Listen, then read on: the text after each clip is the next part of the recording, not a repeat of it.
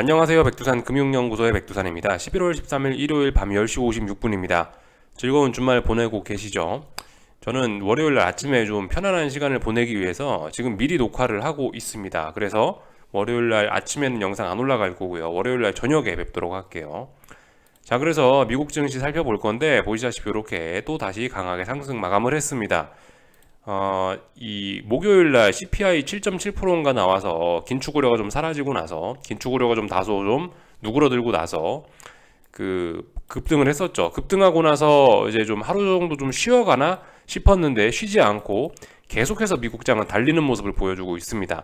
계속해서 변동성이 확대가 되고 있어요. 변동성 지수가 떨어지는 건 아니고 변동성이 확대가 되고 있다는 거죠. 시장이 난폭하게 움직이고 있다. 비록 변동성 지수는 하락했을지 몰라도 시장의 난폭함은 증가하고 있다. 이렇게 볼 수가 있겠습니다. 그래서 미국 증시 같은 경우는 지난 2달간 빠지고 반등을 못하고 있었는데 이 CPI 확인하고 나서부터 이제 첫 번째 장대 양봉이 나온 겁니다. 그죠? 좀 처음으로 좀 의미 있는 매수세가 나온 거예요. 그래서 지금 이런 분위기라면은 지금 미국장 같은 경우는 어떤 반등의 시작 이런 게 반등이 시작되었을 가능성이 있습니다. 본격적으로 반등이 시작되었을 가능성이 있죠. 어제까지 뭐 강한 상승을 보여주고 이러니까 그죠? 아무래도 그렇게 보는 게 좀 맞을 거예요. 아, 이제 미국은 이제 좀 오를 모양인가? 이제부터 좀 반등할 모양인가? 이렇게 생각할 수가 있겠습니다. 근데 뭐 이 정도로 생각을 해야지 이 뭐 여기서 아직 뭐 구체적으로 우리가 어떤 결론을 내기는 이른 것 같아요. 이게 이제 뭔 얘기냐? 지난주에 말씀드렸던 그 내용이긴 한데 말씀드렸다시피 금융시장의 큰 추세가 바뀔 수도 있는 가능성이 있는 구간이기 때문에 우리 고민을 해봐야 된다. 증시가 추세를 전환할까? 혹은 뭐 파월 의장의 통화 정책이 뭐 방향성을 전환할까?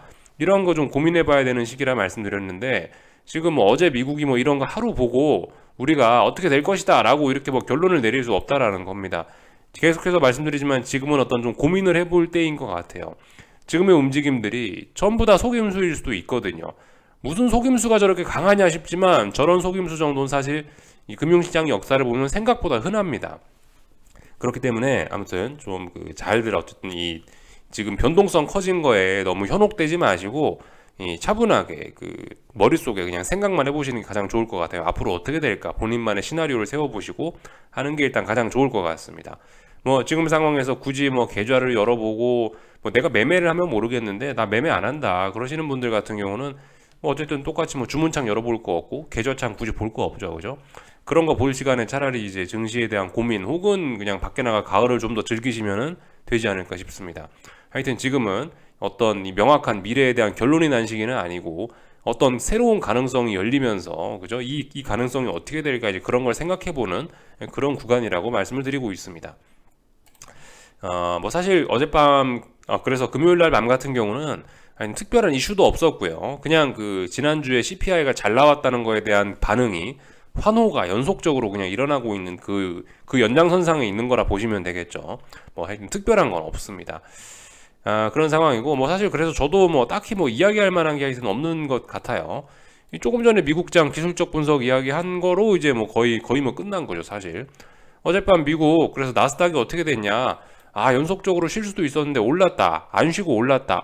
변동성이 확대될 수 있다. 더 올라갈 수 있다. 본격적인 반등의 탄력적인 반등의 시작일 수 있다. 이 정도면 이 정도 이야기하면 사실 끝입니다. 저항 어디냐? 11,780이라는 자리가 어떤 저항이었는데 돌파 한착 했으니까 레벨업 일단 레벨업을 의미하는 거고 또 어딘가에 또 저항을 찾아보면 되겠죠. 뭐 대충 한 뭐 12,600이나 뭐 이런 자리들까지 아마 또 오를 수가 있겠죠. 상승 목표치 이게 지금 정확하게 지금 저도 아직 살펴보지 않아서 구체적인 목표치는 아직 뭐 제가 여기 선을 긋지는 않았는데 하여튼 목표치가 위쪽으로 많이 열렸겠죠, 그죠? 이 정도 생각하시면 됩니다. 만약 여기서 아래쪽으로 내가 다시 보고 싶으면 빨리 다시 월요일 날 이제 11,780을 붕괴시키고 아래쪽으로 내려오면 됩니다. 다시 박스 안에 갇히면은 아래쪽으로도 볼 수 있겠죠, 그죠? 이 정도 생각하시면 됩니다. 근데 아직까지 아래로 볼 만한 근거는 없고 위쪽으로 계속 올라가겠다는 이야기를 하고 있는 미국 증시죠. S&P는 더욱 강합니다. S&P는 단기 상승 추세 만들어내갖고 이렇게 단기 상승 추세 만들어내갖고 고점과 고점, 저점과 저점이 꾸준히 높아지는 이런 모습들 나오고 있으니까 하여튼 뭐 잘 오르고 있습니다. 어딘가 돌파 한착했고요. 뭐 이미 상승에 대한 목표치는 이미 뭐 목요일 날 11월 10일 날 이미 열려버렸고요. 대략적인 어떤 무거운 저항이라면 뭐 4,120 정도 될 겁니다. 4120 정도 되는 자리가 어떤 저항이라 말씀드렸었죠. 4120이라는 자리까지 목표치 열렸으니까 일단 뭐 거기까지 뭐 향해서 올라가고 있다. 이상한 거 없습니다. 의미 있는 매도세 보이는 것도 없고 잘 올라가고 있어요. 이 지난달에 그러니까 지난주에 급등이 목요일 금요일에 급등이 부담스럽지만 그럼에도 불구하고 일단 잘 올라갈 수 있는 거예요. 다소 부담스럽습니다. 미국 증시는. 그러니까 미국 증시는 이 목요일 11월 10일 날의 급등으로 인해서 단기적으로 기술적인 측면에서 약간 좀 상승이 좀 부담스러운 정도인데 뭐 그렇다라고 해서 야 이게 엄청난 오버슈팅이다 이런 이야기까지는 아직 할 수 없고요. 그냥 아이고 조금 좀 부담스럽다 이 정도 느낌입니다. 한국 증시와는 온도차가 다른 거죠. 한국 증시는 그 완전 끓는 물, 팔팔 끓는 물이라면은 미국 증시는 이제 좀 뜨겁나? 아, 뭐 그 목욕탕에 그 사우나 들어가면 그 기분 좋은 온도 있죠. 아, 뜨끈하니 좋네. 뭐 시원하다. 약간 이런 느낌 정도의 온도이지 않을까 싶어요. 어쨌든 한국이나 미국이나 둘 다 뜨거운 물, 둘 다 뭐 하여튼 분위기가 뜨거운데 한국은 미칠 듯이 끓는 물이고 미국은 그냥 어쨌든 약간 좀 기분 좋게 뜨거운 그런 상황인 것 같아요. 뭐 이 정도 차이가 있는 것 같습니다. 그래서 아무튼 뭐 지금 뭔가 할 건 없다. 결론적으로 뭐 그 정도 이야기를 좀 드릴 수가 있을 것 같고요. 이 참고로 하여튼 이렇게 뭐 나스닥이 7%가 오르고 이런 게 그 예전에도 사실 굉장히 좀 많이 있습니다. 찾아보면요. 그런 사례들이나 사실 좀 몇 가지를 좀 보여드려 볼까 하는데 이 사실 그런 속임수들이 좀 굉장히 좀 자주 나타나긴 해요. 그래서 사실 제가 중요하게 말씀드리는 게 뭡니까? 지금 이제 S&P고 나스닥이고 이렇게 지금 반등을 하고 있잖아요. 하락 추세 중에 반등을 하고 있잖아요. 하락 추세 중에 이런 반등을 할 때는 얼마나 올라오느냐가 중요한 것도 물론 있지만 제가 말씀드리는 대응을 할 거면 우리는 지금 올라갈 때보다 아래쪽으로 얘가 다시 방향을 꺾고 내려올 때를 좀 주목해야 된다라고 말씀드리고 있거든요. 여기서 이제 아래까지 못 내려오면 그러면 이제 추세 전환이 될 수 있는 거예요. 근데 여기서 이제 아래 못 지키고 또 붕괴되면 계속 하락 추세 가는 겁니다. 근데 기본적으로 중장기 하락 추세니까 지가 좀 오르더라도 다음번에 이 저점을 붕괴시키거나 못 지킬 가능성이 있겠지 이제 이런 생각을 하면서 이제 전 지켜보고 있는 거예요. 그래서 하여튼 지금 이렇게 막 강하게 급등이 올라오고 있는데 한 지난 2거래일 이 정도 동안에요. 근데 사실 이런 일들은 굉장히 좀 자주까지는 아니고 하여튼 뭐 그런 일들은 좀 자주 종종 나타나는 일이라는 겁니다. 뭐 예를 들면은 뭐 지난번에 있었던 뭐 몇 년 전만 봐도 그렇잖아요. 뭐 예를 들면 이런 자리 뭐 18년 12월 달, 2018년 12월 달 이런 때 저점 명확하게 낮췄잖아요. 하락 추세 갈 수도 있었는데 뭐냐? 결국 다음번에 상승할 때 이 고점은 계속 짜불짜불 높이지 않았냐. 그러니까 어쨌든 이 계속해서 어떤 상승 추세는 이어지지 않았냐. 그러니까 뭐다? 이런 상승 추세일 때는 저점이 낮아지는 것도 물론 좋지만 빠질 때보다 이 다음번에 올라올 때 어디까지 올라오느냐 이때를 좀 잘 봐야 된다 이런 식으로 좀 이야기를 좀 해드리고 싶고 하여튼 이런 식으로 좀 추세를 붕괴시키는 듯한 이런 급락이나 급등 하여튼 이런 속임수들이 생각보다 좀 자주 있다라는 거 이런 데서 좀 우리가 많이 찾아볼 수 있겠습니다. 이거 말고도 사실 뭐 2007년 2008년 금융위기 때도 있고요. 그런 사례들은 사실 그렇습니다. 뭐 예를 들면 코로나 때 같은 것도 그렇죠. 코로나 때 같은 것도 보면 2020년 3월 달에도 보면 이때하고 비교해보면 결과적으로 저점이 많이 낮아졌는데 그렇다고 하락 추세로 갔냐? 아니지 않습니까? 결과적으로 다음번에 이 상승을 할 때 이 고점이 어디까지 높아지나 봤는데 계속 높아져 갖고 결국 이 고점을 높이니까 계속해서 결국 이 추세가 이어져 버리고 말잖아요. 그죠? 이런 점들 생각해 볼 필요가 있는데 이런 것들을 보여드리는 이유는 하여튼 지금 하락 추세다. 하락 추세인데 이 반등 올라올 수 있다. 근데 이 반등이 올라오는 게 중요한 게 아니고 다음번에 이제 떨어질 때 이제 하락 추세니까 어디까지 이제 떨어질 수 있느냐 이게 좀 중요한 것 같다. 그래서 우리는 언젠가 이제 꺾일 때를 잘 봐야 된다. 이런 이야기를 좀 많이 드리고 있는 겁니다.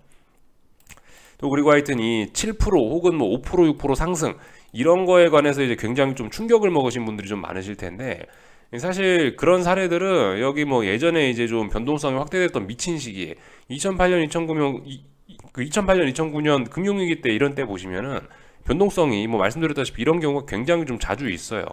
이럴 때 보시면은 뭐 하루에 4% 5% 폭락은 기본이고 상승할 때도 하루에 이날 11% 올랐네요. 10월 13일 날. 11% 오르고도 그리고 나서도 이게 계속 빠졌다.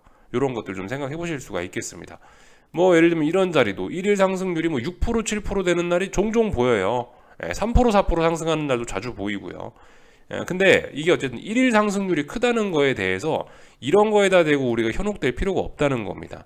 야, 7%가 올랐네. 내가 지금까지 평생 보지 못한 파멸적인 상승이다. 그러니까 이 매수세가 등장했으니까 어떻게 해야 된다. 그거는 아닙니다. 그죠? 지금은 물론 지금은 이때와 비견될 만큼 다소 변동성이 좀 확대가 된 그런 상황이기 때문에 이게 뭐 하루에 7%가 오른다라고 해서 그게 막 엄청나게 막 그 추세를 전환하고 그렇게 볼 수 없다는 거예요. 그래서 말씀드리지만 지금은 그냥 고민하면서 지켜볼 때라고요. 그렇게 해서 어딘가 이제 저점을 높이고 아니면 뭐 어딘가 고점을 높이고 이게 결과적으로 이게 추세적으로 이게 변환되는 거 이런 걸 봐야지.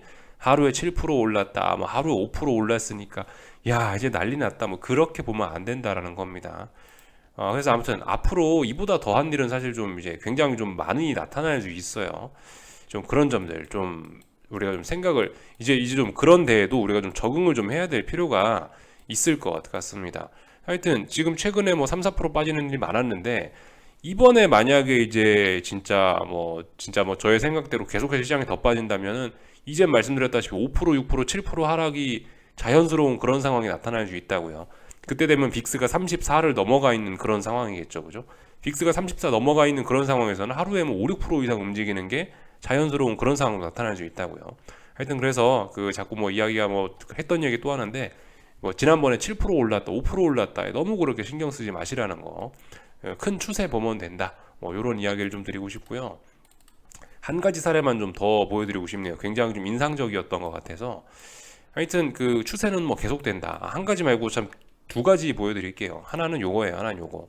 달러 인덱스인데 결과적으로 이제 투매에서 시작해가지고 오버슈팅으로 이 시세가 끝나는 걸 잘 보여주고 있는데 예를 들면 이때 이런 때 한번 보시라는 거예요. 코로나 직전 때 이 보시면 달러가 한번 엄청나게 초약세로 전환됐었다고요. 그러다가 이 초약세를 재료로 해서 이 결과적으로 오버슈팅을 한번 더 세차게 줬습니다.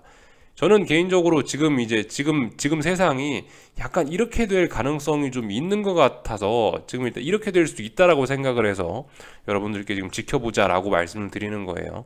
지금 달러 인덱스 분위기나 비슷할 수 있다는 거예요. 물론 이 구체적인 모양은 다를 수 있습니다. 이때는 전염병 때문에 뭐 아예 셧다운을 해버리면서 달러가 크게 치솟은 그런 측면이 있지만 이번에도 이렇게 치솟는다라는 걸 이야기하는 건 아니고 다만 어쨌든 이렇게 지나친 언더슈팅의 흐름이 오히려 오버슈팅을 낳을 수도 있다라는 거 이런 사례를 좀 보여드리고 싶었던 겁니다. 일단 이런 사례 하나 좀 보여드리고요. 이게 언제냐면 2018년부터 해가지고 달러가 상승하기 시작해서 코로나 때까지 달러가 올랐죠. 언더슈팅, 오버슈팅 그렇게 해서 달러 상승이 끝나고 그 뒤로 달러 약세 추세가 찾아오고 그 뒤로 다시 지금 달러 강세가 나타나고 있는데 달러 강세에서 지금 오버슈팅이 나타나지도 않았는데 지나친 슈팅성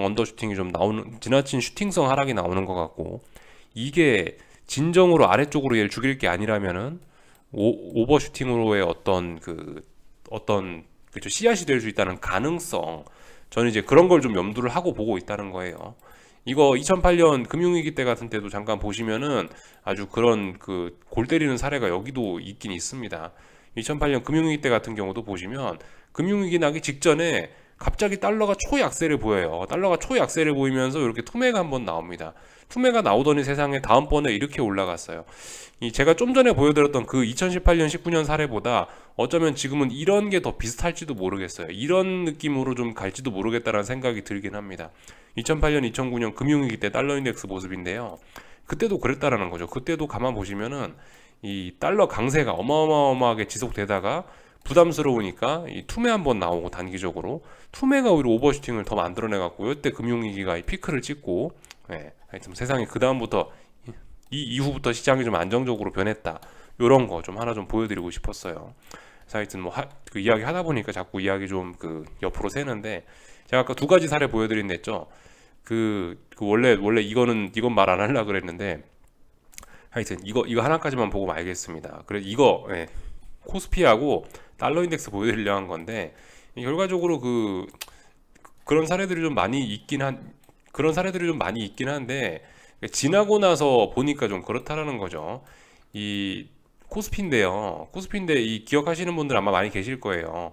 2018년 19년도 여기 이때 코스피가 고점 찍고 나서 하락 추세 시작됐단 말이에요. 하락 추세인데 그 와중에 몇 달 동안 급반등을 하더라고요. 저는 사실 그때 이래서 야 이거 추세 전환 되나 보다 싶었어요. 이때 추세 전환 되나 보다, 상승으로 추세 전환 하나 보다 싶었는데 이때도 물론 찜찜했습니다. 야 이때 투매가 의미 있게 안 나왔는데 투매 안 나와도 증시가 급반등을 하고 있네 싶었죠. 그런 생각을 했는데 세상에 이제 그러고 나서 이제 대폭락이 이렇게 오더라고요. 그러니까 지금 우리가 있는 구간이 전 개인적으로 약간 이런 구간에 와 있다라고 생각합니다. 이런 구간이 아닐까라고 좀 추측을 좀 해보고 있어요. 그래서 아무튼 지금까지 시장 이때와 비슷한 거는 투매가 나오지 않았다라는 거고, 그 와중에 급반등이 튀어나오고 있다는 거, 뭐 이런 거죠. 하여튼 그 의심은 해볼 만해요. 그래서 지금 추세 전환이 되는 거를 의심은 해볼 만합니다. 왜냐하면 일단 통화 정책의 스탠스가 좀 바뀔 가능성이 있기 때문에, 그죠? 지금까지 이 세상의 모든 문제의 그 악의 근원이 인플레가 너무 높은 거였는데, 인플레가 지금 다소 둔화가 된 결과가 처음으로 나왔잖아요. 그러니까 통화 정책도 변화될 수 있지 않을까라고 우리가 고민해 보는 게 합리적이라고요. 그렇기 때문에 금융시장도 좀 변할 수 있지 않을까라는 고민을 해봐야 된다라는 겁니다. 물론 이제 이 조금 전에 봤던 사례들이나 이런 걸로 봤을 때는 저는 이거는 지금 일단 의미 없는 반등에 불과하지 않겠냐. 좀 어떤 더 큰 폭락을 위한 좀 속임수의 과정이지 않겠냐라고 개인적으로 생각은 하는데, 아무튼 지금 이거는 뭐 저의 의견일 뿐이지 어떤 뭐 마땅한 증거 이런 건 사실 없긴 합니다. 그래서 저는 일단 이런 시나리오를 머릿속에 넣어놓고 이제 뭐 여러분들과 하루하루 이제 시장을 지켜보면서 시간이 가면서 이제 어떤 결론을 내겠죠, 그죠? 지금은 저도 몰라요. 하여튼 뭐 그런 상황입니다. 하여튼 지난주에 CPI가 7.7 나오면서 지금 시장이 굉장히 좀 크게 바뀔 수도 있는 그런 구간이긴 한데, 하여튼 그래서 다음번에도 CPI가 발표되긴 할 거예요, 그죠? 다음 달 이 시점쯤에 또 아마 CPI가 발표되겠죠. 이때 또 잘 보셔야 됩니다, 그죠? 지금 7.7 나와갖고 7% 올랐는데, 만약에 여기서 또 지금 보시면 또 증시가 치솟고 원자재가 치솟고 달러 인덱스가 급락하면서 미국의 수입 물가가 오르려고 하고 있고 지금 이런 상황이죠. 또 계속 이렇게 되면 어떻게 되겠습니까? 만약에 또 여차 해가지고 기대 인플레가 살아나갖고 12월 달에 CPI 또 8%대 구경하면은 어떻게 되겠어요? 그럼 또 큰일 날 수 있겠죠, 그죠? 하여튼 이번에 7.7 나왔다.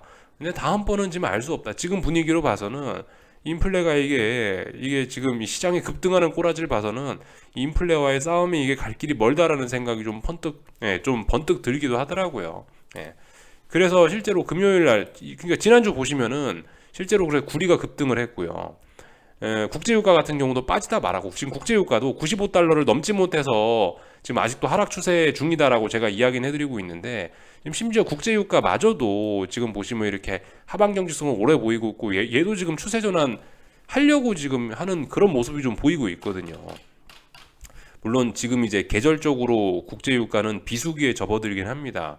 그러니까 계절적으로 그 국제유가의 그 국제적인 원유 수요가 떨어지는 시즌이 좀 지금쯤이긴 한데요. 아무튼 그럼에도 불구하고 이제 얘가 지금 올라가려고 하는 그런 가능성이 좀 보이는 자리이긴 하다라는 거죠. 하여튼 그래서 지금 그 CPI 7.7 나왔다, 이제 모든 게 잘 풀린다 이러면서 증시도 오르고 달러도 떨어지고 막 원자재 오르고 이러니까 이런 면들로 봐서는 이게 CPI 다음번에 큰일 나는 거 아니냐, 다음번에 또 참사가 나는 게 아니냐라는 생각도 한편으로 좀 들긴 들어요.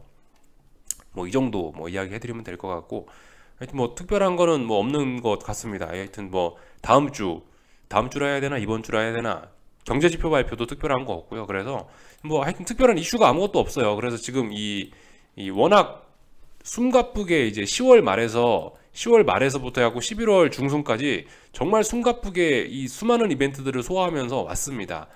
지금은 이제 다소 이제 소강 상태에 들어와 있는 상황이고, 미국 증시는 이제서야 좀 오르나 싶은 상황이고, 한국 증시나 독일 증시 같은 경우는 뭐 말씀드렸다시피 이제 팔팔 끓는 물이 돼가지고 이제 좀 방향성이 전환될 수도 있는 가능성이 있는 그런 자리에 와 있는 것 같아요. 그래서 하여튼 이 증시 같은 경우는 좀 애매한 상황이 돼 있습니다. 어떻게 될까요, 그죠? 이제 하여튼 다음 주 잘 지켜봐야 되겠죠. 10월 말부터 잠깐 복습하자면 기업 실적들, IT 빅테크 실적들 나왔죠. 그리고 FOMC 회의 있었죠. 중간 선거 있었죠. CPI 발표까지 있었죠. 지금 우리는 굉장히 많은 이벤트들을 다 소화하고 왔는데 결과적으로 CPI가 어떻게 나오면서 지금 시장 분위기가 확 살아난 겁니다. 예, 그 와중에 이제 이거 보고 이제 미국은 오르려고 하고 있고 한국은 이미 너무 많이 올라와 있고 뭐 그런 상황이에요. 이제 앞으로 의미 있는 이벤트는 당장 일단 눈에 띄는 건 없습니다. 이번 주 별일 없어요. FOMC 회의도 한 달 남았습니다. 31일 거래일인가 31일 거래일이 아니지 그냥 31일인가 남았기 때문에 하여튼 12월 달인가 그래요. 예. 그러니까 12월 중순인가가 FOMC 회의이기 때문에 아직 한참 남았죠. 그죠? 몇 거래 며칠 남았냐면 네, 맞네. 31일 남았죠. 그러니까 한참 남았어요. 지금 이제 뻑뻑하게 싸울 겁니다. 계속 이제 이제 오르려고 하는 미국 증시와 이미 좀 많이 올라와 있는 증시 뭐 얘네들끼리 이제 서로 하여튼 뭐 싸우겠죠. 어떻게 될런지는 저도 일단 지켜봐야 되는 거고 이 정도 모습까지 살펴봤습니다. 하여튼 미국 증시는 이제 오르려 한다는 점 함부로 아래쪽으로 꼭지점 잡으려 하시면 안 된다는 점 생각을 좀 해보셔야 되겠고 하여튼 한국 증시 같은 경우는 이제 미국이 자연스럽게 올라줬으니까 월요일날 아침에 갭상승할 가능성이 높을 것 같은데 저의 그냥 막연한 그 경험에 의한 예감은 그렇습니다. 예감은 월요일날 일단은 그 아마 윗꼬리가 좀 길게 달리거나 뭔가 좀 그럴 것 같긴 하거든요. 그래서 월요일날 이 갭상승하면은 이번엔 장대 양봉을 뽑아내긴 좀 어렵지 않을까라는 생각을 좀 한편으로 하고 있습니다. 그래서 이 나는 약간 좀 어떤 뭐 나의 타짜의 기질을 테스트해보고 싶다. 어떤 뭐 투기적인 매매를 오래간만에 해보고 싶다 하시는 분들은 월요일날 한번 잘 보시면 좋을 것 같고요. 하여튼 근데 말씀드렸다시피 공식적인 의견은 그 저의 공식적인 뷰는 그거예요. 아직 의미 있는 매도세는 나오지 않았다. 내일 갭 상승한다 해도 내일 음봉이 좀 하나 나온다 해도 웬만큼 긴 음봉이 아니면은 뭐 그다지 뭐 의미 있는 매도세를 하지도 않을 거고요. 그렇기 때문에 일단 뭐 내일까지도 그냥 편안하게 지켜보셨으면 좋겠습니다. 뭐 이 정도 이야기 해드리면 될 것 같고 뭐 하여튼 달러 같은 경우 지금 뭐 대폭락을 하고 있죠, 그죠? 슈팅이 갈수록 더 심해지고 있습니다. 슈팅이 갈수록 심해지고 있어요. 약간 그 2008년 금융위기 때 제가 그 보여드렸던 그 달러 인덱스 그 모습과 오버랩 되려고 하는 듯한 모습이긴 합니다. 이게 지금 원칙적으로는 이제 제가 말씀드렸던 그런 중요한 지지선을 이미 뭐 레벨 다운을 한참 해버린 거라 그냥 이제 기술적인 부분으로 보면은 얘는 이제 죽는다라고 보는 게 맞을 수 있는데 그렇다 이제 그렇게 이야기할 수 있게 됐는데 다만 이제 근데 이게 이제 뭐 말씀드렸다시피 힘 조절이 중요한 자리에서 너무 힘을 쓰고 있기 때문에 일단 전 아직까지 이거 슈팅으로 봐가지고 흐름을 조금 더 지켜보고 판단을 좀 하려고 합니다. 하여튼 그리고 아직까지 이 달러가 완전히 약세를 꺾일 만한 재료가 있나라는 생각도 좀 들긴 들고요. 아직까지는 뭐 그래서 이 슈팅이 나오고 있고 이래서 어쨌든 뭐 말씀드렸다시피 아직까지 이걸 뭐 대놓고 판단을 하지 않겠다. 아직 결론을 내리지는 않겠다. 요 정도 이야기 드리고 있습니다. 나머지는 특별히 살펴볼 거 없는 것 같고 하여튼 비트코인들은 그 거래소가 뭐 결과적으로 망했다 그러죠.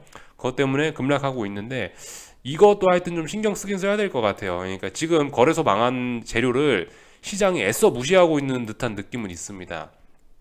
다음 주에 우리가 잘 봐야 되는 거는 그 거래소가 망했죠. 그 비트코인 거래소가 하나 망했는데 그게 이제 아직까지는 이 정규 그 금융시장 그 제도권 금융시장과의 연결고리가 아직까지는 못 찾은 모양이에요.